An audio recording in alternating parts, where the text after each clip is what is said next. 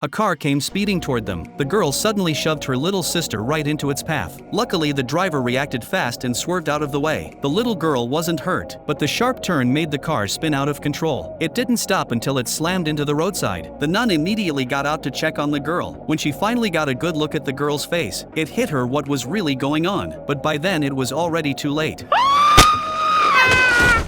Right after that, the girl threatened and intimidated her sister. Together, they hid the nun's body. Later, they went back to their treehouse. Esther calmly wiped the blood off her face and stashed her clothes along with the murder weapon. Her younger sister could only watch in silence, still completely shaken up. Seeing this, Esther comforted her sister, saying she had no choice but to do it. With a mix of soothing words and lies, she convinced her sister to believe her. As they left the treehouse, they ran straight into their older brother who'd just arrived. He quickly ducked out of sight, watching Esther closely from the shadows, but he didn't catch anything suspicious. That night, Esther snuck into her brother's room, pressed a knife to his throat and demanded to know what he'd seen. To her surprise, he panicked so badly he wet himself, swearing he only saw them coming down from the treehouse. Esther finally felt reassured, but secrets never stay hidden forever. The next day, Kate got a call from the orphanage. Staff told her sister Abigail had gone to see her yesterday and never returned. A terrible feeling instantly washed over Kate. That same night, police discovered the nun's body. Following the clues, they traced it back to Kate's house. When Kate heard the news of the nun's death, she immediately suspected her adopted daughter Esther, but she had no solid proof. So she looked into what the nun had mentioned before, that Esther might suffer from childhood personality disorder. To her shock, everything she read matched Esther's behavior perfectly. Both she and her husband grew deeply uneasy. They decided to take Esther to see a psychologist, but unexpectedly the doctor told them everything was normal. Esther was just a bit introverted. John believed him without question, but Kate wasn't convinced. One day, while dropping the kids off at school, she asked her son and daughter how things were going with Esther. Terrified of Esther's threats, neither dared tell their mom the truth. Even so, Kate sensed something was off. She started deliberately ignoring Esther, hoping to force her hand, but Esther assumed her sister had told their mom something. So when their mom wasn't looking, she shifted the car into neutral, then released the parking brake. The car silently rolled down the gentle slope. By the time Kate realized what was happening, it was too late. Gravity pulled the car faster and faster, until it finally crashed into a snowbank by the road. Her little sister wasn't physically hurt, just badly frightened. That night, Esther warned her sister. This was just a small warning. If she ever talked again, their whole family would be in danger. Feeling helpless and scared, her brother quietly slipped into her room. He asked if Esther had caused the crash that day. His sister hesitated, unsure whether to tell him. If you saw her, you have to help me,